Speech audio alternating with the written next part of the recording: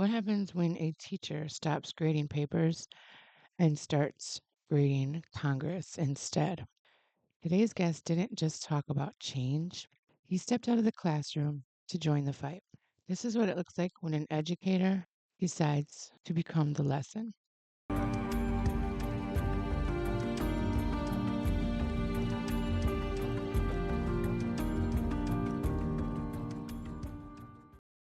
You are on From Dirt We Grow, and this is Stephanie Kendall, and I'm here with a teacher from Louisiana. It cannot be said enough now more than ever. These messages, these voices need to get out there. So please share these episodes. And, I'd appreciate a like and a subscribe every once in a while as well. That'd be great. I would sure appreciate you. And then you'll be sure you won't miss a thing. So today we have Mr. Matt Gromlich here in the studio. So welcome to the show and thank you so much for being here, Mr. Gromlich. Thank you so much for having me. So you are running for Congress, Louisiana District 4. That's correct. How long have you been in politics? I'm not currently in Okay. politics. Yeah, so You are now. I am now. Here we go. So why now? Why now? So I'm an educator by trade. This is my 14th year teaching. I've taught middle and high school math and science. And then now, currently in Louisiana, I teach future high school math and science teachers and future principals. So I've always been called to teach, to help others to grow, to learn, to research, and definitely a public service aspect to my entire life. And why now is a great question. We all lived through the 2016 Trump won presidency. And at that point, I was teaching high school math in Las Vegas, Nevada. And so many of my students, they either themselves or their parents were undocumented. And I remember the day after the 2016 election coming in, and so many of my students were just like crying because they didn't know if that afternoon or the next day or the next week, their parents would be there to greet them when they got home from school. Wow, that's powerful. So this is quite personal for you. It's extremely personal. And it seemed like in 2020, we made a positive turn in the right direction. And then the night of the 2024 election, with Trump not only winning the presidency, but actually winning the popular vote, I knew that it was time for people to step up. The campaign process is new to me, but the idea of trying out something different, seeing what works, adjusting in the moment is fairly common to me as a teacher, as an educator. On the day-to-day, though, so the semester ended about 2 weeks ago. And so I've been teaching this whole time as I've been preparing the campaign. And as of right now, I'm still scheduled to teach in the spring semester as well, all through the primary season. How are you going to juggle? Have a really, really great team of supporters behind me. Well, I'm one of them, just so you know. Thank you. I appreciate it. I will be helping you out any way I can. I don't live in Louisiana, obviously, but I will be here to repost and get the word out and hopefully help out any way I can on that end. Yeah, and social media is such an amazing platform now to get the word out in manners and ways and in geographical regions that we couldn't before. Absolutely. What would be the first thing you'd do? Well, currently I'm running to unseat Mike Johnson. So the first thing would be to vote in a Democratic Speaker of the House. As an educator, I'm really focused on education. It's insane right now that the person that they put in charge of the Department of Education doesn't want the department to exist. Yeah, I'd say anybody that they have in any position has basically no qualifications for said position. Yes. So. Yeah, we can go down the list. Yeah. And something I'm really passionate about is universal pre-K. It's something that we don't speak about enough. Now that you say it, I've brought it up. I've had, educators on the show before, but the whole cutting programs and everything, where are we at with that? Right. I mean, so not only are they cutting programs and cutting funding, we need to move in the opposite direction. We need to be increasing all the programs that we offer and the support. So I've done a few videos on kind of breaking down the math behind these proposals that seem really big and grandiose, but in reality, they're very doable. So universal pre-K, it will cost about $40 billion over 2 years to create all the infrastructure, all the schools that we would need for all 3 and 4-year-old kids in America. Wow. And $40 billion is a large number, but that's less money than what we send overseas in a year. So we have the money. It's about prioritizing the usage of our money, just like we would in a personal budget at home. And then to keep those schools running and hire good teachers, it's 20 to 30 billion a year. All this was done, study through the Wharton Business School at UPenn. And in addition to that, the burden that it relieves on families, where currently childcare for those age groups is about $13,000 a year. So not only can we educate our students at a younger age, get students to start reading, all the social learning skills that they develop, and then also we can alleviate this huge financial burden on people who have children that are 3 and 4 years old. All the money that they're putting into ICE right now, the ICE recruiting. And so it's like the sign on bonus and then loan forgiveness and free tuition. Like that should be for teachers. Yes. Why are we doing this for this group of people who are actively making people's lives hell Right. when we can take that same philosophy and get good quality educators in the classroom and make the lives of our students and our communities exponentially better? I hear people say all the time that they're pro-life. Okay, is pro-life is pro-child in my mind. So let's make sure that our children have food, have access to education, have health care, making sure that if we are pro-life, if we care about living humans, that we're providing support throughout all aspects of life. So free school lunches, or by free, tax money that is allocated towards providing lunches for children when they're in school. You know that kids cannot learn at the optimal level if they're hungry. What the the fact that Make it make sense. families have to pay is astounding. Yeah. And in every other developed country, they've figured out how to truly be pro life, the life of the child, the life of the parents. It's insane. Yeah, absolutely. I agree. What are your policies? Let the people know what you're trying to do. Okay, so policies number one, bring back caring, compassion, empathy, critical thinking. Love it. We need all of those things. We need to have representatives who truly approach the position with an empathetic, caring, critical mind and eye, and who want to collaborate. Now, collaborate meaning collaborate with people who also believe in compassion, empathy, caring, critical thinking. Right. Thank you Uh, for clarifying. yes. Uh, if somebody doesn't believe a certain group of people should exist, those are not people to collaborate with. That's number one. And then policy wise, like looking at specifics, as I mentioned, universal pre-K, so important. Uh, Something that isn't sexy but is so necessary is infrastructure, especially in my district, in the rural areas of Louisiana, where our roads are crumbling, there are potholes everywhere. Anybody listening to the podcast who's from this area has probably had a tire blow out from a pothole on the streets. The bridges need repair. So there's so much money, as I mentioned, that we have to work on our infrastructure. You know, the last time we really had sweeping infrastructure change in the United States was when Eisenhower made the interstate system. Now, isn't that where our taxes are supposed to be going toward? I thought so. Yeah. That's what we're taught. Mm-hmm. Mm-hmm. Yeah, but a lot of things that we're taught, yeah, don't seem to be playing out in that way currently. Right. So, being that you're not a career politician, how far do you plan on taking this? So when we unseat Mike Johnson, truly, I never really saw myself going into politics. I am an educator at heart. However, this moment requires bold fighters. And unfortunately, I'm not seeing enough people step up. And I was talking to my mom about it and kept, complaining over and over. And she's like, "Well, Matt, why aren't you doing anything?" Same could be same for you.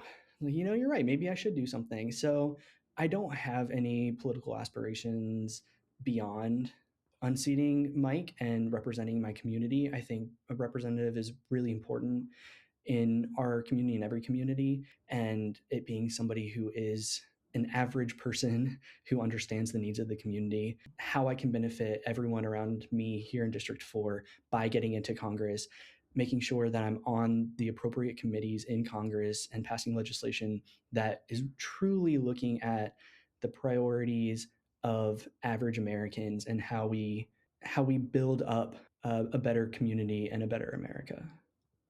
So I feel like the way to make a change is to change the way we vote, right? We're so used to voting for the big person on the right or the big person on the left. Mm-hmm. So how do we get this grassroots it's so important right now. It is. And so I'll tell a story. So currently, I'm in a primary battle with somebody who is a good human. I don't think has the fight in him and the ability to communicate in the same way that I do. And this person is funded by the Democratic Party. And when I was considering running and reached out to a bunch of people at the DNC in the local level, the state level, the feedback that I got was, well, we already have one person. So there's really no need for you to run. Yeah. That's what I said to you? Yes. Nerve. Well, so disheartening, one, and two, that's not how democracy is supposed to work. Exactly. We should be encouraging people to run, encouraging multiple ideas, making sure that we are providing so much information to people that they're able to synthesize and think critically and vote for the person that they believe truly will represent them. Not, oh, well, we have one person and they're good enough. How just fitting for the way that politics are in our country. Exactly, exactly. And I was shocked, but I know I shouldn't have been. What did you say? Honestly, my response was like, okay, well, now I'm absolutely Definitely running. right. Like, I was maybe a little bit on the fence. I was questioning. I was, trying to gather. No, you just made my case for me. Thank you Thank for you. the fuel. Yeah, Oh, exactly. Like, I'm gonna wow. prove all of you wrong. What that means, Good for though, you. is the pros and cons for everything. Con, I don't have the financial support, the built-in like Yeah, the apparatus. backing that right. Yeah, the great thing is that I can build my own team and I can really build my team from the ground up. And I am, and my team is fantastic. I'm adding to it every day, but it's people who truly believe in the mission, in our values, and that representatives should represent them, not the party, not the apparatus, not the system that's already in place. Like, we are creating a movement, and it's not just me and my team here. It's, as you mentioned, it's people and their teams and individuals across the country. And so the best thing is podcasts like this and social media and getting everybody aware that candidates like us are out there, and then providing support. The amount of research that I had to do to figure out how and when do you file. You have to file with the state and you have to file federally. There's all the financial disclosures, FEC guidelines. So there's compliance reports. There's creating a bank account for your campaign committee. And a lot of banks don't want to be involved in campaign finance. Really? So I only found one bank in the whole area in my city that provided support and a bank account for a What's campaign. up with that? Yeah.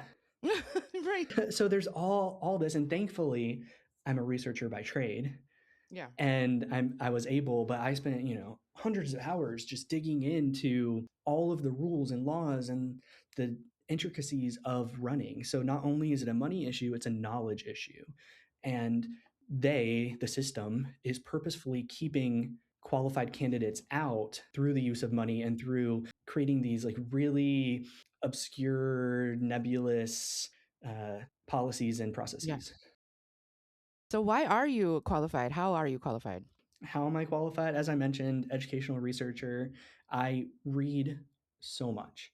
I think to be able to legislate appropriately and properly and well, you have to be a knowledge seeker. So I love learning, I love reading, I love digging into the details, figuring out what information do we have in front of us? What problem are we trying to solve? What are the creative ways that we can solve it? Have we tried this? Have we tried this? And that's why I love teaching so much is you're able to attack a problem from a variety of angles. And if it doesn't work, then you try something different. And I think right now in politics, we just keep trying the same thing over and over again because the people in power want to stay in power and keep getting richer. And there's no incentive for them to try something different. So Exactly. I'm inherently a researcher, a learner, and a disruptor. And it's time. We need some disruption. Obviously, we don't trust our politics nowadays, or our Mhm. politicians, or our politics. Right. I was right the first time. Yeah, Uh, both. why should we trust you? Think trust me because I have proven throughout the entirety of my life and my career that I care about other people first. I have proven background in education, in learning. My student feedback speaks for itself. This is not an ego movement. This is seeing a void, seeing it not being filled, and wanting to fill it. I'm authentic, I'm genuine, and I know that I can do the job well. I know that I can work with a variety of people. I've lived in 9 different states. I've had students from every conceivable background. I even taught in Thailand. I taught English in Thailand for a semester or for a summer, even though I'm a math teacher by trade. And I know what it means to work with other people who actually want to grow and be better. Good answer. Thank you. Also, though, on that note, like in such a corrupt and like money and power above all kind of realm, Mhm. is it possible to stay true to yourself and still advance? I think so. I mean, we can get into what does advance look like. I think that's why I we had the conversation already about ambitions, and I'm not wanting to go beyond a representative at that level. So Mm. there's no incentive of like what comes next and getting to that next step. My grandmother used to say that money makes you more of who you are. So more money just makes you more of whatever your core value is. And I do believe that. I think the problem is that the people currently who have a lot of money and are hoarding money are inherently not moral, good people Mm. primarily. And what we need, if we think about putting people in these positions, is people who have servant hearts, who come in, who care about others. And then the money, whatever that looks like, will just have exponentially positive value in society. I've never heard that before. Yeah, I love it. And at least like anecdotally in my experience, it's true. Mm. So, where can we find you? I'm on all the social medias except for Twitter X. Okay. So Facebook, Insta, Threads is popping off right now. TikTok, Blue Sky. Okay. But if you go to my website is fightersforourfuture.com. And if you click contact, there's a link tree that has the links to all of the different socials. And that's my mission here in Louisiana, to be grassroots, to canvas, to talk to as many people, as many organizations, as many community leaders, as many churches as possible, and to say, hey, we all fundamentally have the same goal. As a community, our goal, and as individuals, as family members, our goal is we want, for the most part, there's always like off cases, but for the most part, we want to have a good job that pays us enough money, that gives us enough respect, that we're able to provide for our family. We want a better future for our children than the current present. We want to be able to retire with dignity. We want to be healthy. Like all of those things we can agree on. And what the people in power are trying to do is divide us with wedge issues, niche issues, or a lot of times just fabricated issues that don't allow us to have those connective conversations. Truth. And all of those things that you just said that we want are not radical. No, no. And they're very common. Like they're fundamental to humanity, to being a human, to being a person, not even just American. Right. And that means conversations just like this, one at a time. And change is hard. Change is hard for everybody. Change Oh it, yeah. fear, it's the fear. It's the unknown. Mhm, mhm. Change is always happening around us, whether we realize it or not, and whether we participate in it or not. So we Mhm. might as well participate.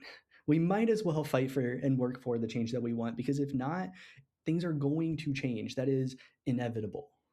I like it. Totally. I Taught totally. GED classes when I was in Las Vegas. Mm. So, I mean, HSC now, there are a lot of different names for it, but GED back then. And some of my students were in their 60s, 70s, and 80s. Oh, wow. And Good for them.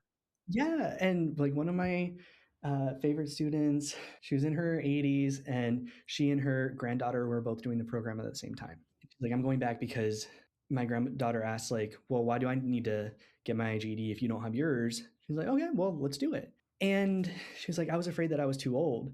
Like, I mean, you're not. And if you started next year, you'd be even older. Like, why wait? If you're waiting, then life is just passing you by and change is happening anyway.